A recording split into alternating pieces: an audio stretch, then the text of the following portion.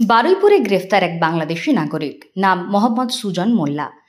ভুয়ো পরিচয়ে বছরের পর বছর বাস করছিল সে চম্পাহাটি সোল গোয়ালিয়া এলাকায়। স্থানীয় আলমগীর মোল্লাকে বাবা বানিয়ে আধার কার্ড, ভোটার কার্ড, এমনকি প্যান কার্ড পর্যন্ত বানিয়ে ফেলেন সুজন। শুধু তাই নয়, পুলিশের হাতে ধরা পড়েছে তার ইন্টারন্যাশনাল পাসপোর্টও। তদন্তে উঠে এসেছে আরও চাঞ্চল্যকর তথ্য। 2019 সালে বাংলাদেশ থেকে ভারতে আসে সুজন। তারপর থেকেই যুক্ত হয় এক ছিনতাই চক্রের সঙ্গে। বাইক, মোবাইল যা পেত তাই ছিনতাই করে বাংলাদেশে পাচার করত বলে অভিযোগ। এই ঘটনায় সুজনের পাশাপাশি আলমগীরকেও গ্রেফতার করেছে বারুইপুর থানার পুলিশ।